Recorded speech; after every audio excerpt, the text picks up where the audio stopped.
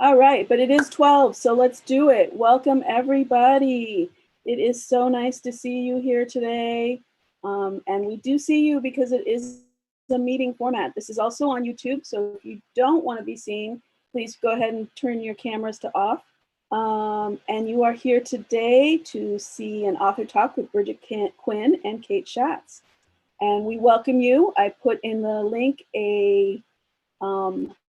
in the chat box a link to a map site, which you can pull up what territory you are on. And today we are joining you and acknowledge the unceded land of the Ohlone tribal people and acknowledge the many Ramaytush Ohlone tribal groups and families as the rightful stewards on the lands on which we reside and work here in the Bay Area. SFPL is committed to hosting programs and providing useful information, lots of book lists, and definitely keep continuing programming. We've had lots of great programming over the 2 years that I've been here, for sure. And you can catch some of our summer programming about the occupation of Alcatraz on our YouTube channel. And that's in that link, which I also put in the chat box. We also want to acknowledge the painful situation our country remains in and know that San Francisco Public Library is not a neutral institution, and we stand in solidarity with Black Lives Matter, and also working on our own systemic racism in our organization and how we can all become better human beings and live together in this planet and, you know, stop the violence, killing of people, of Black people. So please, the list also has a ton of reading book lists on this subject as well. So please pay attention to that doc. And you can see flying by here, we have a lot of amazing programs coming up, including Viva, our Latino Heritage Month celebration, which includes many authors, many amazing artists. We have partnered with the Mexican Museum to bring Daniel Lizama. This is the one that I'm super excited about. And he's gonna be joining us from Mexico, and that's Sunday the 27th at 2 p.m. His paintings are amazing. So please check our website, sfpl.org/viva for all of that information. And then just some PSAs, you can see them going by. Still wear those masks. You know, we're protecting other people, not just us, but we're protecting those people who serve us out in our community. So please wear your mask. This beautiful art is by Samuel Rodriguez. Check out his Instagram. And they're still doing testing, covidsf.gov/citytestsf. And I want to go back to one more that I find super duper important, and that is your census. 13 days left to take your census. It is so important. Tell everybody to take their census. And I know it's a broken system and people are afraid to take it, but so much depends on it. We could lose a seat in the House of Representatives. Each count also brings in $20,000 to our community. Insane amounts of data and projects and programs and grants are built on this system. So it is so important that everybody takes, everybody counts, babies count, everybody counts. Please. It's also an act of resistance to take your census. SFPL to go is happening. Place your holds on your books. We're now at 5 locations. So please place those holds. We got you. And we always want to thank our friends at the San Francisco Public Library for supporting us in everything we do and the amazing events and authors that we bring to you, including our One City, One Book, which is coming up. Chanel Miller is our author of 2021, and we'll be celebrating that through March and April. Check out your book now. It's pretty heavy, but so important. Might take you some time to get through it, and definitely support our local bookstores where you could purchase that book. All right, today we have, I've got geeky library love for these two women. I've worked at several libraries and they have made their way at the ones I've worked at, and so I'm sure they're at all the libraries. And you know, it's selfless to be coming to our libraries because, you know, they're not getting paid. They are sharing their love and their knowledge and their art. So we love them back. Bridget Quinn and Kate Schatz will be discussing Quinn's new book, She Votes: How US Women Won Suffrage and What Happens Next. She Votes was published in August in connection with the 100-year anniversary of ratification of the 19th Amendment. The book is illustrated by 100 women artists, some of them local. It's an intersectional story of the women who won suffrage and those who continue to raise their voices for equality ever since. Bridget is an author of the award-winning book Broad Strokes. Beautiful book, beautiful. 15 Women Who Made Art and Made History. Translated into 4 languages in 2018, Broad Strokes was a national finalist for Best Art Book of the Year in the Ukraine. NPR's Susan Stamberg calls it a terrific essay collection with spunky, attitudinal, smart writing, making it the second time attitudinal has been used for Bridget's work. Kate Schatz is a New York Times bestselling author of Rad American Women A to Z and Rad Women Worldwide, as well as My Rad Life, a journal, and Rid of Me, a story. She's the co-founder of Solidarity Sundays, a nationwide network of feminist activist groups, a writer, organizer, public speaker, educator, and left-handed vegetarian Bay Area born and bred feminist activist mama. So let's give up that geeky love for all of Bridget and Kate. Thank you so much. Yay. Thank you, Anissa, and hello, everybody. And thanks, everybody, for joining us. Hi, Bridget. Oh, look, my computer just, there we go. All right. Great. Hi, Bridget. How are you? I cannot hear you. You are muted. So I've only done this like 100 times now, and I don't unmute 90% of the time. It's really hard. We're still getting used to all of this. So again, thank you to the library. Thank you, Bridget, for asking me to have this conversation with you. Thank you for writing. Thank you. Thank you for writing this incredible book that I am going to spend the next 45 minutes raving about and occasionally asking you questions. And I love that.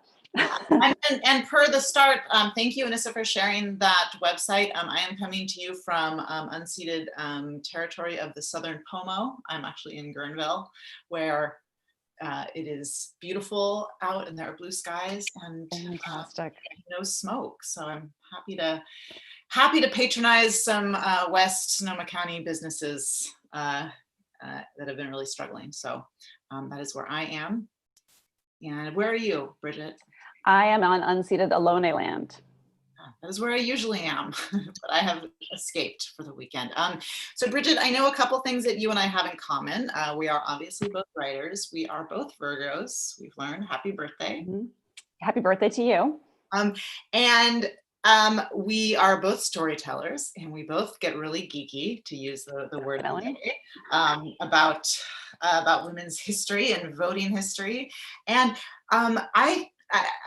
we like to find unexpected connections in history. Definitely. I think we also really like deep diving into lesser known stories that are really fascinating and unexpected and contribute to understanding of a larger movement. Or maybe we're the same person. I don't know. I know, it kind of freaks me out sometimes.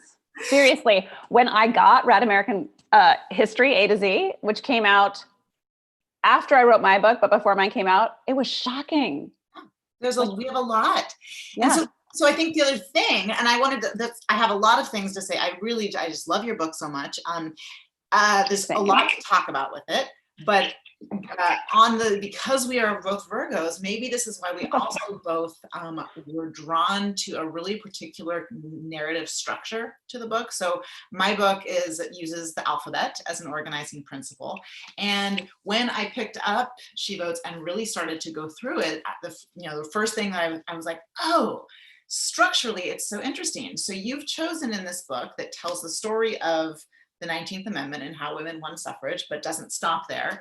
I'm so fascinated by your organizing principle, which is 19 chapters. So kind of 19 different stories and ways of telling the story and thinking about it. And then because it is being published on the 100th anniversary, you have 100 different women artists throughout. So I wanted to start by just asking you, how did you come to that structure? Well, structure was huge. I kind of wish I'd thought of the alphabet. Like, duh, so awesome. But okay. So I knew I was going to do 100 women artists. And if I'm not overstepping, especially because there are artists on the call, I kind of was thinking about it like a sculptor. Like, how could I create a vessel to hold what is just endless amounts of stories, endless numbers of things to talk about. And I don't even remember the day where I thought, okay, it's going to be, what is that poem, 13 Ways of Looking at a Blackbird, that I would do 19 ways of looking at women's rights. And it's a little tricky, right? Because the 19th Amendment is not the end in any way. It's the beginning in so many ways. But it just offered a place to pivot from and a structure to work inside of. And it worked out great, I thought. Yeah, I think it did too. And so then it's funny, I realized as I was taking notes, so many of the questions I wanted to ask you are the ones that people ask me all the time about. Yeah, tell me.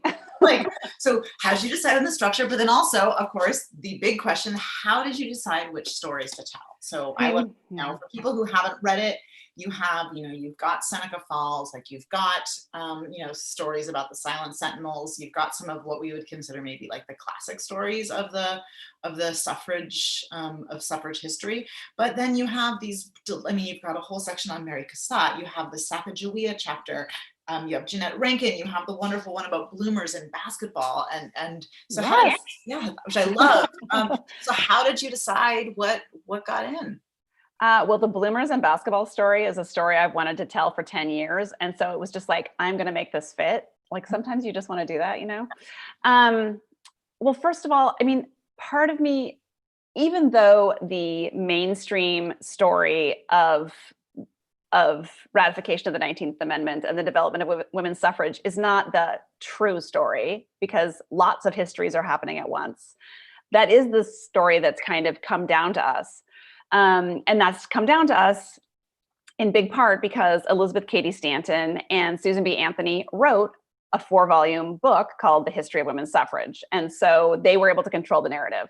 So for better or worse, that is sort of the story we already have.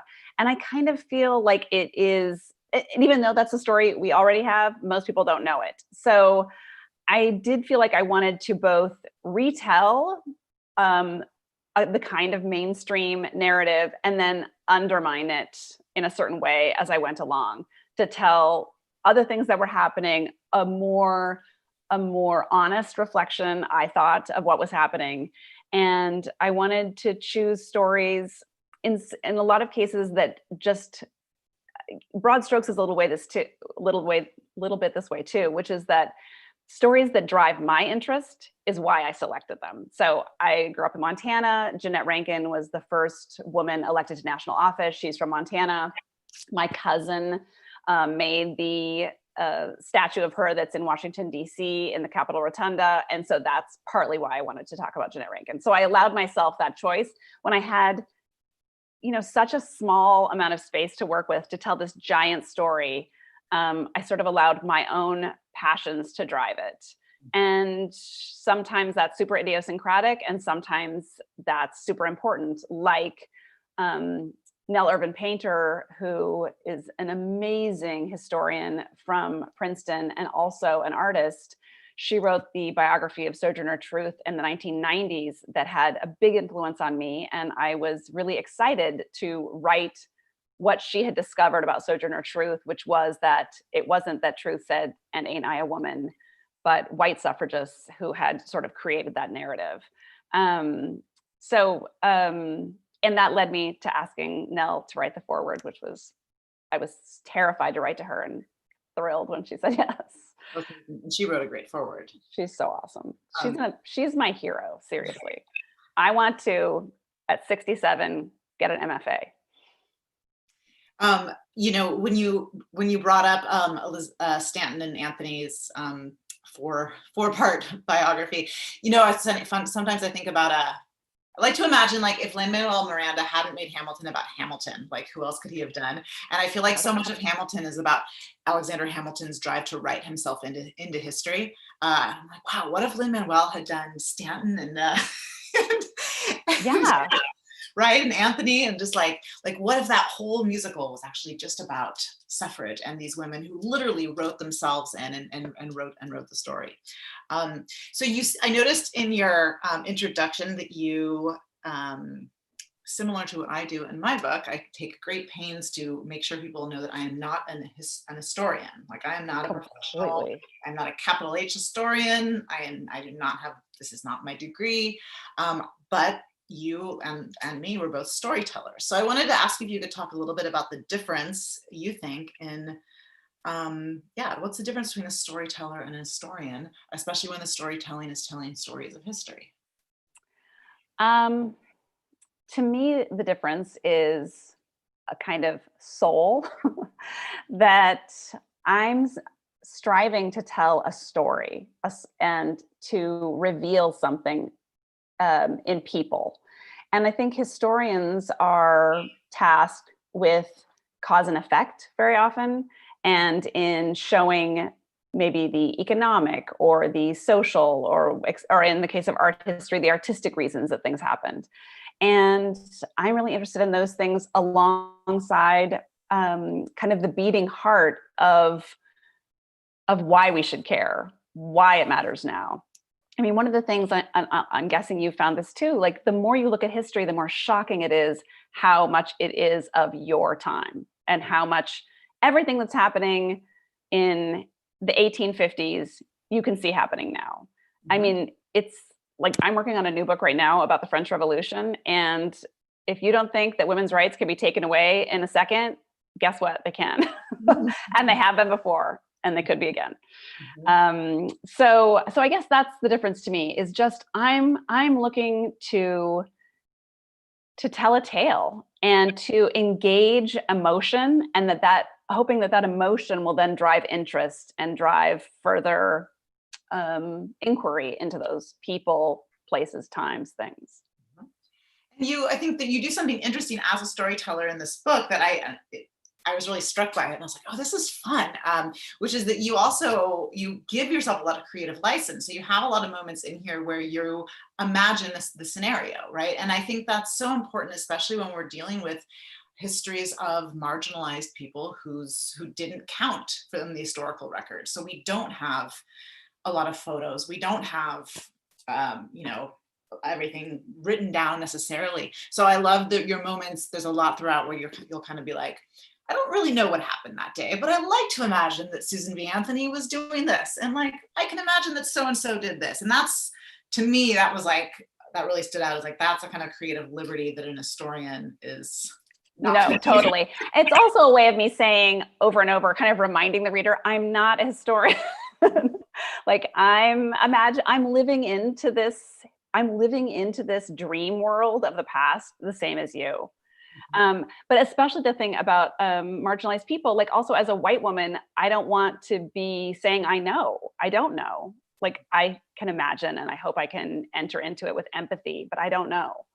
And this is only tangentially related, but it's really important to me that women be named in history. So sometimes even when I had to like list a string of names, I would just do it because I just wanted them to live somewhere. It's funny you say that.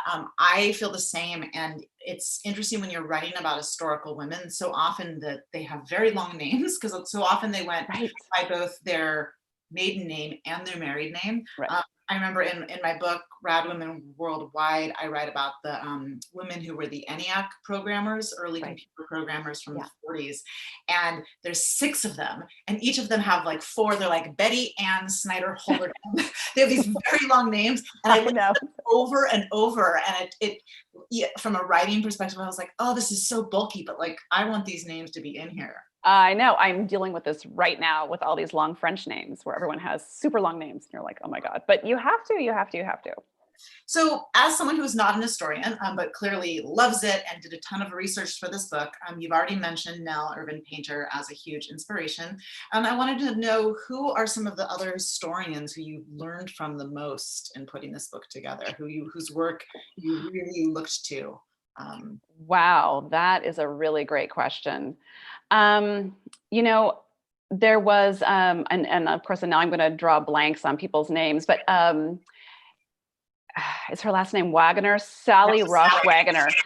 When I had read her book about Sisters in Spirit, about and that came out maybe 10 years ago, about sort of the Native women's influence on the burgeoning suffrage movement, it just lit me up. Like this idea that, oh, you could look for these things that were hiding in plain sight and that had been there from the beginning, including in the history of women's suffrage written by the suffragists. Like they're talking about it, but it's just like, we're not trained to see it, so we don't see it. And so that was a big influence on me to go back and say, well, what's happening in different places that's there already? Like, I'm not just going looking for something. I mean, it was a lot like that with the Sacagawea sculpture in Portland, which is a wild story when I realized that, and so for those of you who haven't read the book, Sacagawea was unknown in American history until the early 20th century, at least by mainstream white America, historians, popular culture. And it was some suffragists in Oregon who rediscovered her hiding in plain sight in Clark's journals and went, wait a second, there was a woman who was on the Lewis and Clark expedition and she was a mother and she voted alongside the men. Like, that's amazing to me, that because I grew up in a place where there was a Sacagawea middle school, Sacagawea Springs, Sacagawea sculptures, but that history was recovered 100 years later. I mean, it's exciting and amazing. And also Portland has a pretty beautiful sculpture of Sacagawea that is not well known and is kind of hidden and not publicized. And I think it deserves a lot more attention, especially now when we're pulling down, objectionable works. Like, let's look at some of the things we have and look at who we could be honoring. Absolutely. Speaking of Portland, I did want to say, I just heard from my cousin in Portland that it is pouring down rain there today. And so glad. So happy. So if you're watching from Portland, I'm really happy for the rain. And I was there last week, and the AQI, the index, whatever that's called, air index, quality index, was up to 600. I know, it was insane. It was super depressing. I'm like coming out of a depression from I think that. Same. Yeah. So this is a question that I feel like I can ask you, and it's, I cannot ask many people this, but I can ask you this, and I feel like you're gonna have an answer, and which is, who's your favorite 19th century feminist? Oh God. Literally, like there's like 7 people in the world that I could like ask that to, and they'll be like, ooh, I have an answer. I don't know. I mean, there's so many. I have to say though, I think it's Mary Shelley. Partly because or maybe Rosa Bonheur. I know those are both Euro examples. True answer is there's not just one answer. So I could only have one. Okay, the first answer is okay. So Mary Shelley. Partly because she was 19 years old when she wrote Frankenstein, which is freaking crazy and awesome, but also because she's part of a lineage of women, that her mother had written The Vindication of the Rights of Women, and that she took up her own life with so much verve and vigor, and that she warned of the catastrophes that we are living through right now, which is mankind's Faustian bargain with nature via science. I just admire her so much. And I love the idea of it passing down from mother to daughter. Yeah. She is part of that lineage of women writers who tried to tell us. Yeah, and it was a long time ago. Yeah. I've been seeing the hashtag, the Octavia tried to tell us. The like, oh my God, right? You're the Octavia Butler knew. I mean, isn't that insane? Or I happen to know that you're interviewing Margaret Atwood or talking with her in a couple of days, right? Yeah. Like, how prescient is her work? Yeah. Not just The Handmaid's Tale, like a lot of her work. Oh, like Oryx Crack, which is just all about like crazy, exactly. Like pharmaceutical. Yeah. Yes. Exactly. I'll tell you the one thing I don't think I'm going to ask Margaret Atwood. I don't think I'm going to ask her what happens next. Yeah, shit, no, I don't want to know, please. Don't tell me. No, please no. So the other thing I wanted to ask you, and this is, again, people ask me this a lot and I like answering it, but is I'm going to go out on a limb and guess that you did not know everything already that you wrote about in here. No, my God, no. Probably learned a lot. So what are some of the things that were most, I was thinking, what are some of the things that were most kind of surprising and exciting for you to discover? And then add-on question is, what did you find to be really disappointing that you didn't already know about? Oh man, those are such good questions. The thing I didn't know about, I mean, the Sacagawea thing was a complete shock to me, and a shock that I had no idea. Mm-hmm. Having been raised, in a place where, I mean, I grew up literally where Lewis and Clark and Sacagawea camped for many days in my backyard. I grew up with those stories that I had, and I'm an art historian, that I had no idea about this sculpture, that I had no idea about how her story had been revived. That was really amazing to me. I mean, there's a lot that's problematic there too, of course, like very much her self was sort of taken over by these white suffragists as a symbol, but they were genuinely moved by her example. I had always really looked to Alice Paul as someone who I thought was a super badass, amazing anarchist, all of the good things, Quaker. And I should have known the story of her. And I think this has been underplayed, actually, her asking Black women to march at the back of the 1913 suffrage parade. And, but I didn't know that story. And I was disappointed and kind of appalled at how it's often presented in mainstream histories. And I think I say that in the book, like, there are these phrases like, Alice Paul floated the idea of Black women marching in the back. She indicated in these different ways, and no, she was the general of the day. And not only was she very clear, but her national organization sent her a telegram telling her to cut it out. So, and also I knew about sort of the perfidy, not sort of, the totally disgusting racist things that Susan B. Anthony and Elizabeth Cady Stanton had said when the 15th Amendment was ratified. But I hadn't really seen how clearly that moment played out over and over again in the suffrage story, whether it's Alice Paul or even later with second wave feminism. I often say that when I was writing my last book, Rad American History, I was either really interesting to talk to or incredibly boring, depending on how you feel about like obscure historical facts. So I never feel bored. Oh, this is so cool. And it's like, again, depending on if you're into it or not, I was like, am I so boring right now or am I so interesting? I'm not really sure. I know. I think I have a line in my book where I like say something and then I say, oh, that's hella boring. That sounds hella boring. And I know everything sounds hella boring in a certain way, but it's all totally interesting to me. So it's hard to know what's boring and what's interesting because I dig it. Like I dig all of it.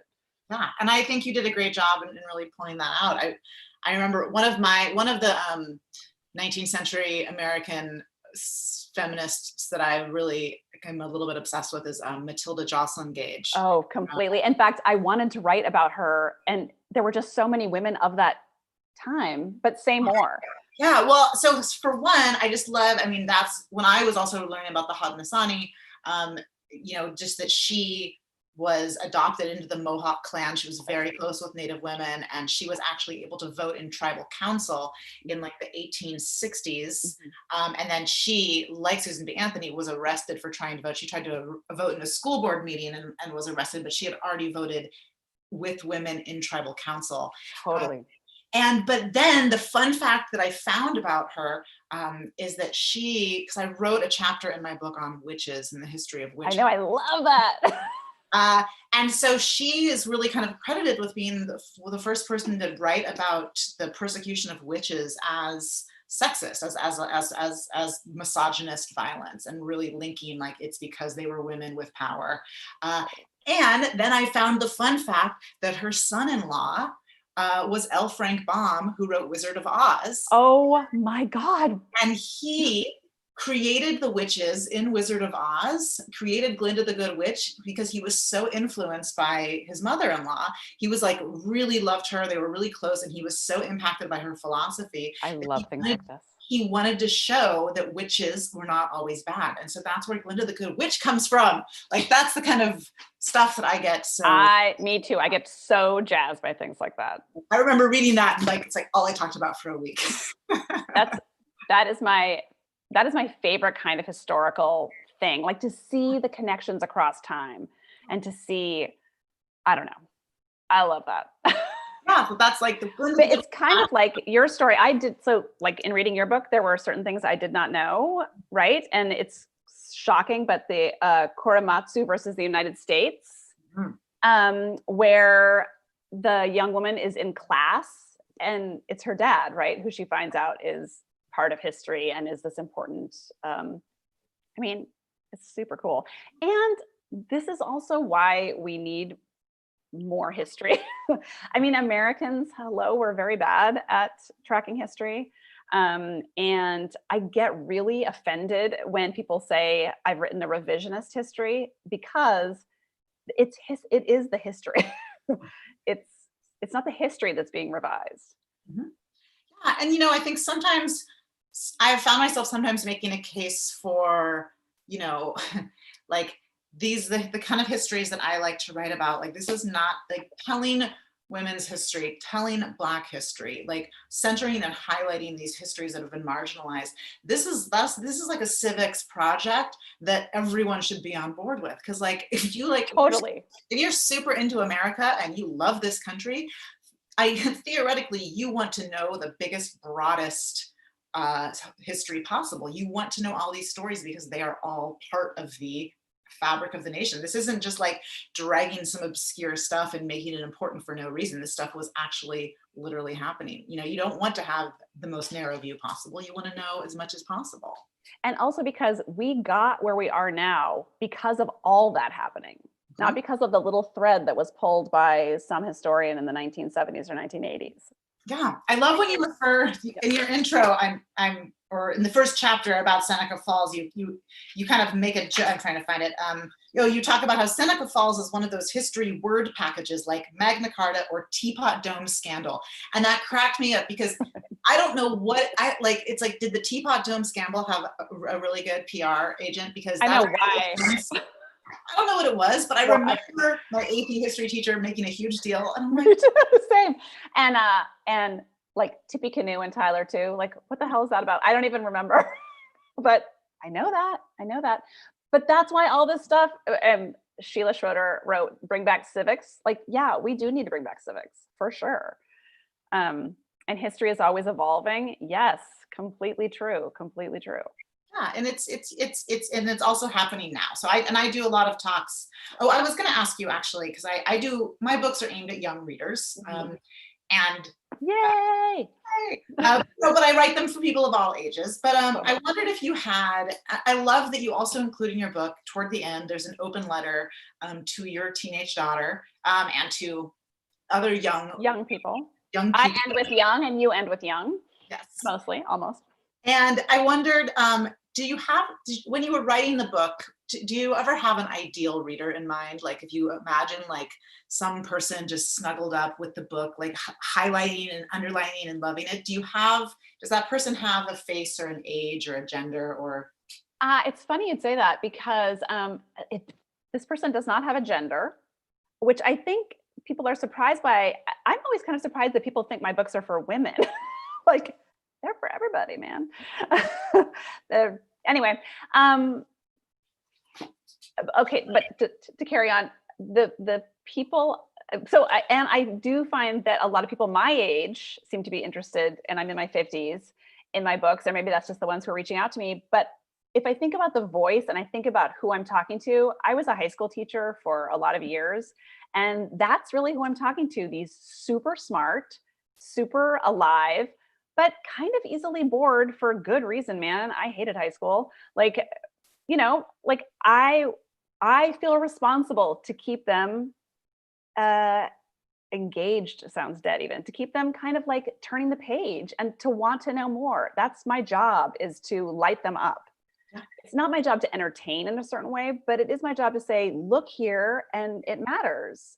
And how can I fire you up to see that it matters? So I think you'll appreciate, I've been sharing recently that, so similar, like you, I had a book that came out during this time. Mine came out 2 weeks like before. right when it happened. Yeah, just not ideal. But I did do, in May, I did a school visit to a Zoom school visit to a high school in Richmond where my friend teaches. And I got what I think is probably like the highest praise I've ever gotten for my writing, which was a teenage boy. This was most of her students are first generation. And this kid was a sophomore or junior. And at the very end, she asked, does anybody else want to say anything to Miss Schatz? And this like kid goes, yeah. He leans into his camera. He's like, your book's actually really cool. Like, I really liked reading it. Like, I wasn't bored. And I just like wanted to keep reading it. So like, thanks. Your book is cool. And I was like, boom, mic drop, like. Totally. I can't even imagine anything more thrilling. Yeah. I was like, get all the other blurbs out of here. That's the blurb right there. So, but I really hear you that there is such a notion, and it really gets hammered into us when in high school that like history is boring. It's in a big textbook. Here's how you learn it, and it is boring. Like the way history is laid out in textbooks is horrible. I think. Sorry if anyone out there writes textbooks. I mean, it's an impossible task, for one thing, to try to like pin down everything. And it's all teaching to a test, which I just fundamentally hate.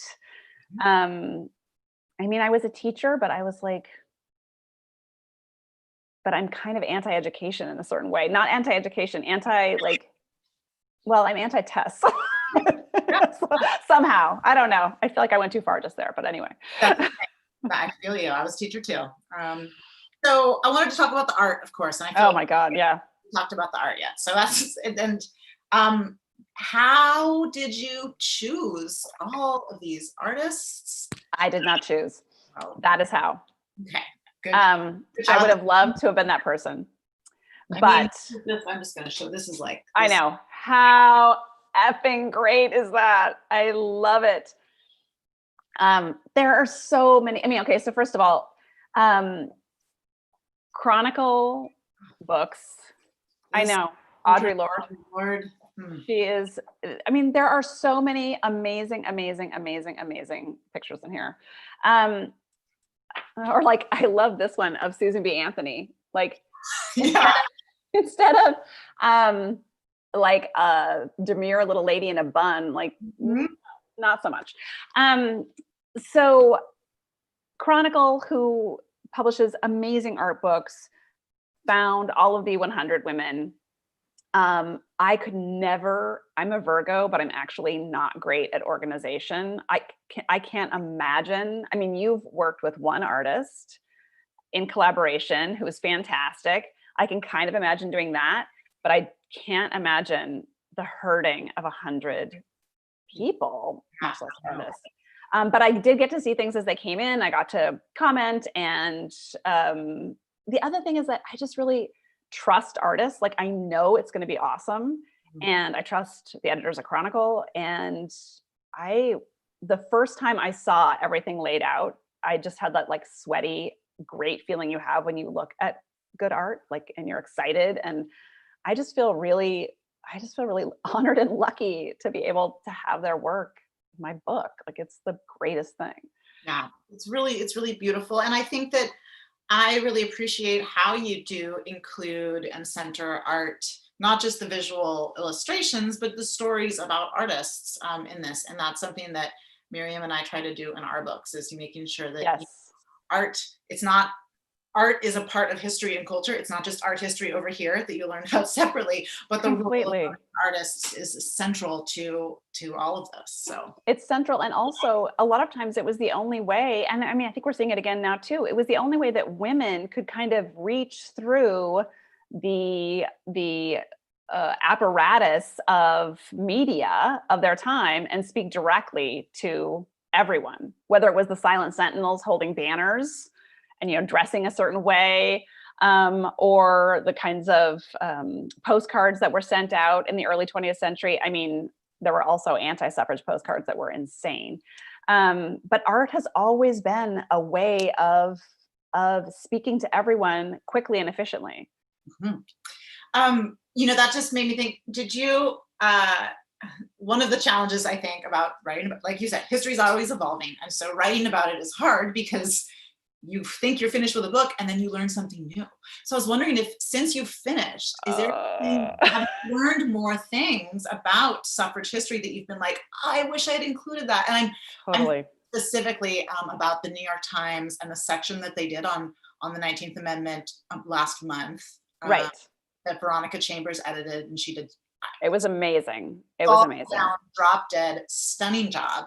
Yeah. And there were a lot of women in there that I've written about, but there were several that I'd never heard of, and there were some angles that they really picked up on that I had not considered, and I loved it. But I had a few moments where I was like, oh, I wish I had written about that. So have you had anything like that? I mean, my thought was, thank God I didn't see this before. Like, it's way too late, because it was overwhelming in how fantastic it was, how thorough. In fact, if anyone can, you know, look at it again, was it on the 18th, I think, August 18th, maybe? Yeah, it's digital. You could search it. Yeah, just find it. It is so good. And so many fantastic historians and writers, much more academic, much more sort of people who've given their academic careers to researching the history of women's suffrage. And so a very different kind of portal onto, I mean, things I would never have even thought of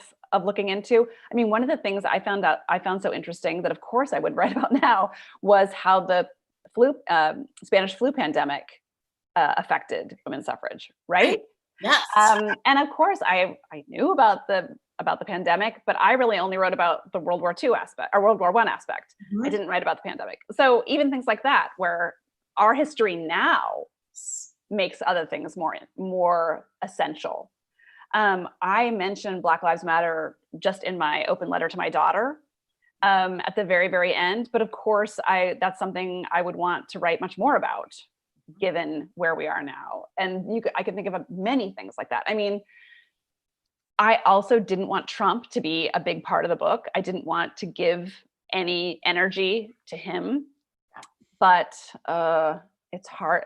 But part of me also feels like I didn't know it could get this bad this quickly. Did you use his name at all in the book? No, me neither. I was really proud. I was like, I actually really, because I do write about the election in a few parts. Yep. And I am not gonna use the name. And then I remember getting. I mean, there's nothing I love more than getting the index when the index comes back from my. Oh, I never thought of that. Oh yeah, and then I was like so satisfied that Trump is not going to show up. No, he doesn't. I call him the 45th man to win I just say like he's the 45th man to win the election. But in broad strokes, I have just a line where I say something like something trumps this, and even that bugs me now. Like I would never have used that word if I'd had any idea. You know, a while back, I got that filter for your Chrome browser that replaces any image of him with a kitten. Oh yeah, you can Google it. There's an actual there's an actual okay. You can add it to your browser, and any image of him, it just immediately replaces with a kitten. But the way that the tool is built, FYI, if you ever try to Google a trumpet, it will also. Oh, that's kind of awesome though. I was actually Googling the flower like a trumpet vine because I wanted to see a picture of it, and it would come up as the kittens because it's got the word in it. But someone just put it's an extension it's a browser extension. So and there's the link. Oh, and someone says, can you speak about how the Spanish flu impacted the women's vote? Well, I mean, it impacted it in the same way that World War I might have, which is that who takes care of people when they're ill? Mm-hmm. Women tend to. And Alice Paul, who had been sort of the mastermind of the most activist wing, the most radical wing of women's suffrage in the 1910s, had decided that when World War I, when we entered World War I, that the push for women's suffrage would not stop, because she felt that it was stopping during the Civil War that had caused the 70-year delay at the time. So she said, no, we're going to push on. And people were furious, felt it was very unpatriotic, that it was undermining national unity. This all sounds familiar, right? But of course, when the pandemic happens, women are called to nurse their family members, to care for people in their families. Women had by this time become a majority of the nursing force. Before that, oops, looks like I've lost my video. Before that, unable to start video. Oh, the host has stopped it. All right, well, I'll just keep talking. You know, during the Civil War, for example, it was men who were nurses, and it was only during the Civil War that women were able to push forward and be allowed to be nurses. So anyway, the point is, it just took a lot of energy for women's suffrage to have to deal with a pandemic in the middle of it. Mm-hmm. As one might imagine. But there you are. But they did it, of course, because that's what women do. Yeah, they just did it all. Yeah. And it is true, and it is, a part of that 19th century suffrage history is that, from once Seneca Falls hit, and what I find interesting about Seneca Falls, it's definitely not where it started, but it did kick off the trend that they did. Yes.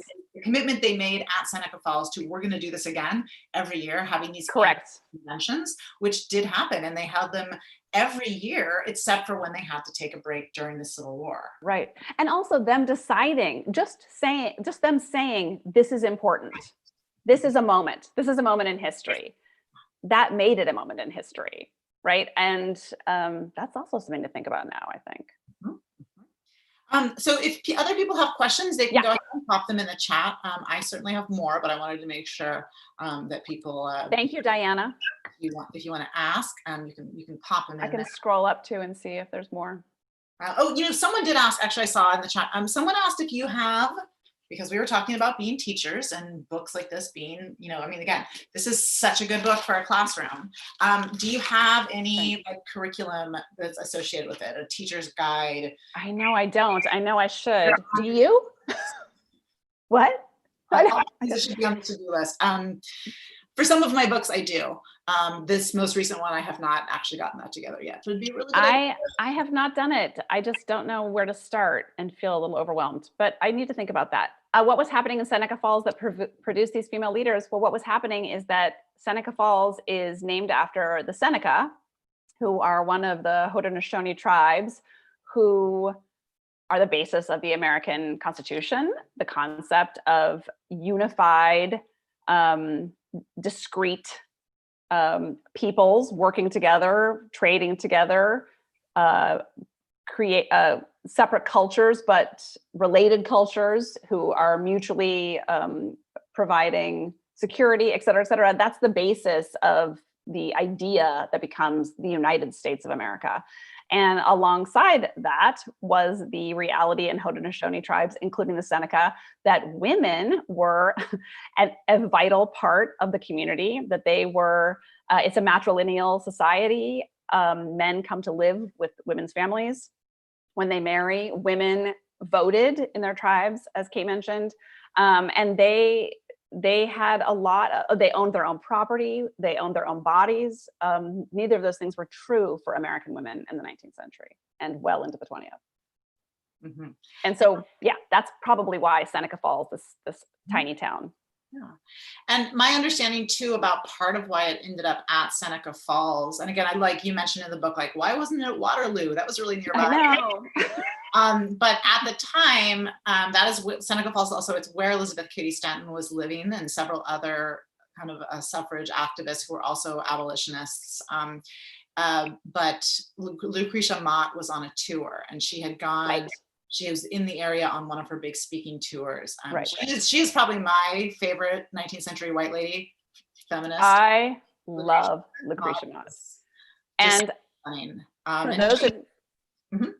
for those who haven't read the book yet, I'm going to give away the ending a little bit, which is that. So I love Lucretia Mott. and I happened to be reading a book I wasn't supposed to be reading on the plane, and was open to the only page with an illustration of Lucretia Mott on it. And a woman 2 seats away goes, "Hey, my great, great, great, great grandmother is in your book." Yeah. And I was like, I mean, it did feel really meaningful. Oh yeah. It is. I would have just collapsed. She was such a badass. And the thing is, she was also the ultimate, like, she was not the person where the ends justifies the means. Mm-mm. When Katie Stanton and Susan B. Anthony started saying things against Black men because they were so angry and hurt and everything else, okay, whatever. They said terrible things. Lucretia Mott said to them, "Don't do this. Why are you saying this? This goes against everything we believe. This is everything we stand for." And she very brokenheartedly split with them, said, "I'm sorry, you cannot behave this way," and started her own organization. And here's the thing, that's also how racism hurt the entire suffrage movement. I mean, that's obvious, but it also split the movement for decades. It's really the original sin that we need to come to terms with. It's I really like Lucretia Mott, especially I think for white women now who are engaging in anti-racist work and Right. thought and kind of coming to that. I think that she is one of the best ancestors to point to have as a kind of guide in this moment. An example of, there are some clear examples of white people throughout history who didn't just, go along with Threw it up the whole time. Yeah.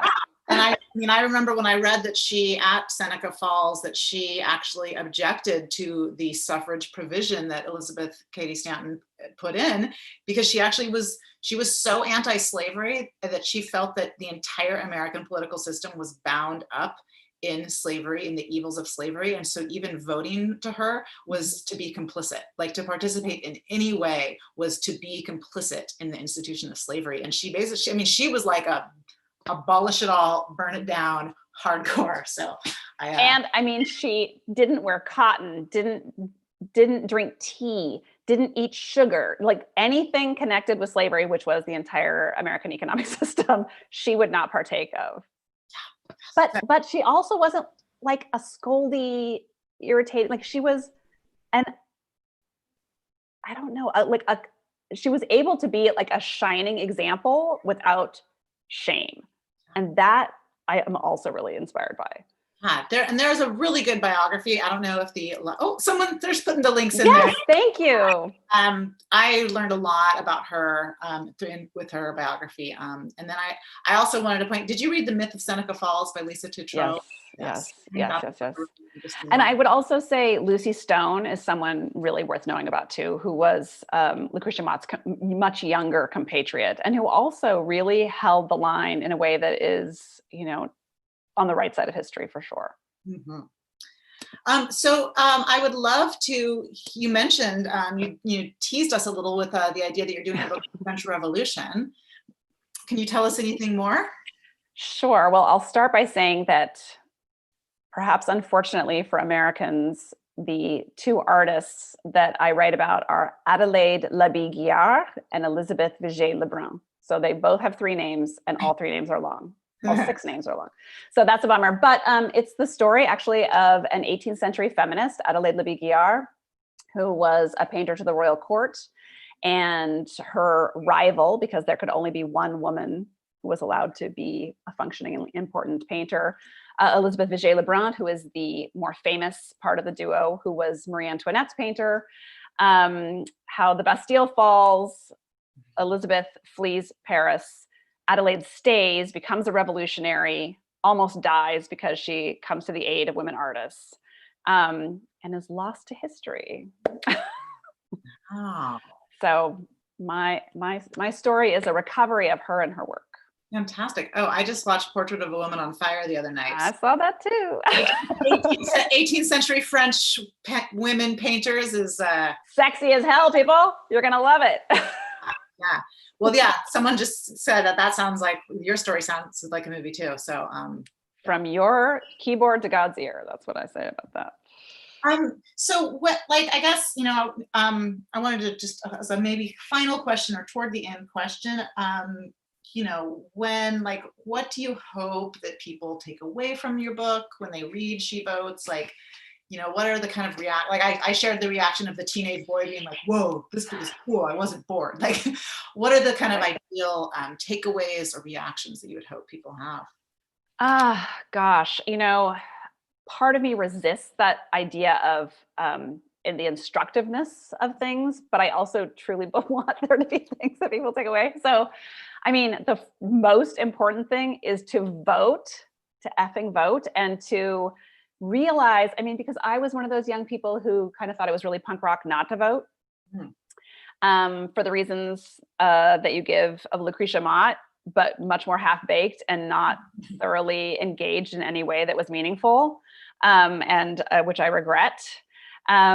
So I guess I really want the sense that history is made by everyone in every moment, and to just let's take up our moment. Let's take it up and be on the right side of history.